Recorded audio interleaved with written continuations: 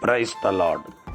கிறிஸ்துவுக்குள் எனக்கு மிகவும் பிரியமான என் அன்பு சகோதர சகோதரிகளே, ஆண்டவராகிய இயேசு கிறிஸ்துவின் நாமத்தினாலே உங்களுக்கு மிகுந்த சமாதானமும் நல்ல சரீர சுக பலமும் இருதயத்திற்கு மிகுந்த ஆறுதலும் உண்டாவதாக என்று நான் உங்களை வாழ்த்துகிறேன்.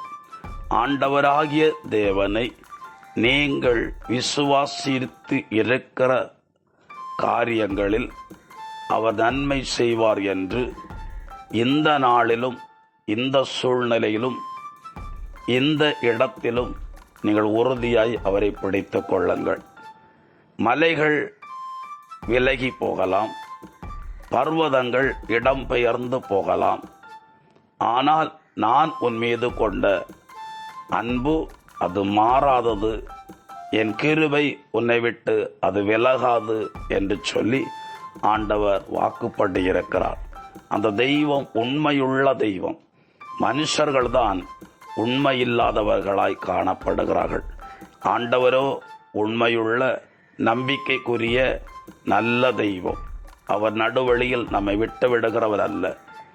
அவர் நம்மை கடைசி வரைக்கும் நடத்துகிற தெய்வம் என்று எழுதப்பட்டிருக்கிறது.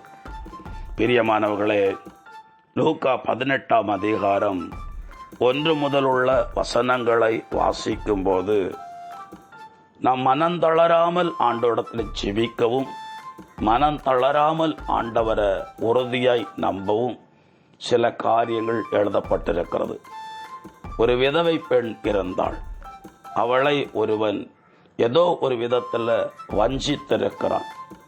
ஆகவே தனக்கு நீதி கிடைக்க வேண்டும், வஞ்சிக்கப்பட்டவைகள், வஞ்சித்து எடுக்கப்பட்டவைகள் திரும்ப தன் கைக்கு வர வேண்டும் என்று சொல்லி ஒரு நீதிபதியிடத்திலே கடந்து போகிறார். நீதிபதியோ இந்த விதவை பெண்ணை கண்டுகொள்ளவே இல்லை. அவருடைய விண்ணப்பங்களை காது கொடுத்து கேட்கவே இல்லை. அவருடைய வேதனைகளை அவன் ஒரு பொருட்டாய் எடுத்துக்கொள்ளவே இல்லை. காரணம், அவன் கடவுளுக்கு பயப்படுகிறவன் அல்ல, மனுஷனை மதிக்கிறவன் அல்ல என்று பிரத்யேகமாய் அவனை குறித்து லூக்கா 18ஆம் அதிகாரத்தில் எழுதப்பட்டிருக்கிறது. ஆனாலும் கூட பிரியமானவர்களே, அந்த பெண் தனக்கு நீதி கிடைக்கும் வரைக்கும், தன்னிடத்திலிருந்து வஞ்சிக்கப்பட்டவைகள் திரும்ப கிடைக்கும் மட்டும் அந்த நீதிபதியை தொடர்ந்து சந்தித்து தன்னுடைய வார்த்தையை அவன் செவி கொடுத்து கேட்க மட்டும் அவள் திரும்ப திரும்ப சொல்லிக் கொண்டே இருந்தாள்.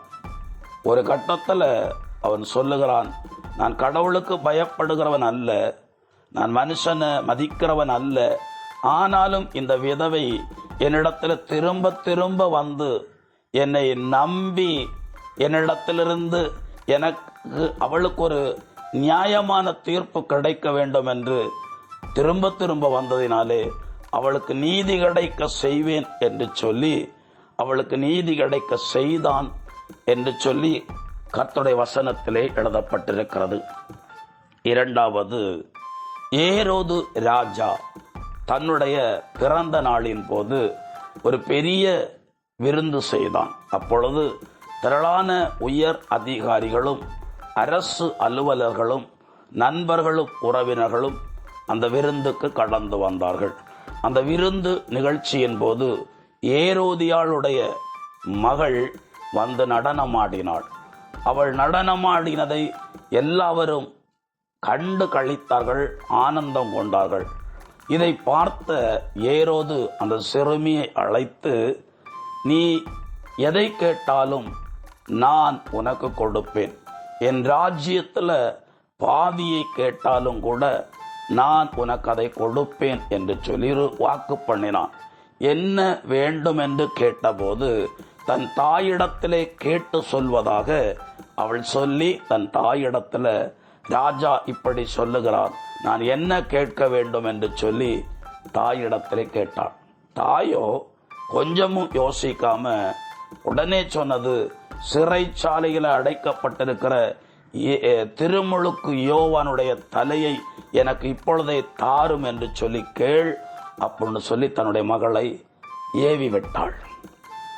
ஏரோது அரசு அலுவலர்களோடு கூட பந்தியில் இருக்கும்போது அந்த சிறுமி வந்து, எனக்கு இப்பொழுதே திருமுழுக்கு யோவானுடைய தலை வேண்டும் என்று சொல்லி கேட்டான். அவன் சற்று அதிர்ந்து போனான். ஆனாலும் ஜனங்களுக்கு மத்தியில தான் சொன்ன அந்த வார்த்தையை அவன் நிறைவேற்ற வேண்டும் என்பதற்காக தன் இருதயத்தை கடினப்படுத்தி கொண்டு திருமுழுக்கு யோவானுடைய தலையை இப்பொழுதே கொண்டு வந்து இந்த சிறுமிக்கு கையில கொடுங்கள் என்று சொன்னார். பிரியமானவர்களே, ஏரோது ராஜா தான் கொடுத்த வார்த்தையை நிறைவேற்ற வேண்டும் என்று சொல்லி தீவிரமாய் இருந்தான். அவனிடத்தில் கேட்டது அவனுக்கு, அதாவது அந்த சிறுமி அவனிடத்தில் கேட்டது அவனுக்கு கொடுக்கப்பட்டது. இன்றைக்கு கர்த்தருடைய வசனம் என்ன சொல்லுகிறது தெரியுமா? லூக்கா 18ஆம் அதிகாரம் 7வது இறை வார்த்தை. தாம் தேர்ந்து கொண்டவர்கள் அல்லும் பகலும் தம்மை நோக்கி கூக்குரலிடும் போது கடவுள் அவர்களுக்கு நீதி வழங்காமல் இருப்பாரா? அவர்களுக்கு துணை செய்ய காலம் தாழ்த்துவாரா?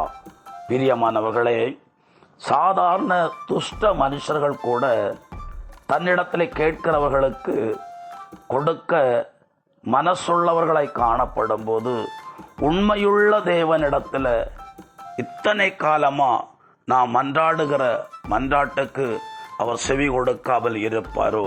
நிச்சயமாய் உங்களுடைய வேண்டுதல்களுக்கெல்லாம் தேவன் பதில் தந்து உங்களை நடத்துவார். நீங்கள் சிறந்து மகிழ்ந்து வாழும்படி கர்த்தர் உங்களை நடத்துவார். ஒப்புக் கொடுப்போம். எங்களை அதிகமாய் நேசிக்கிற எங்கள் அன்பின் பரலோக பிதாவே, இந்த இறை வார்த்தைகளை கேட்கிற ஒவ்வொருடைய விண்ணப்பங்கள், வேண்டுதல்கள், பெருமூச்சுகள், ஜெபங்கள், திட்டங்கள், எண்ணங்கள் உமக்கு சித்தமான பிரகாரம் ஆசீர்வதிக்கப்படட்டும், கைகூடி வரட்டும் என்று ஒப்புக் கொடுக்கிறேன். இயேசு கிறிஸ்துவின் பெயராலே நான் ஒப்புக் கொடுத்து ஜெபிக்கிறேன். ஜெபங்கேளும் ஜீவனுள்ள நல்ல பிதாவே, ஆமேன். God bless you. சமாதானம்.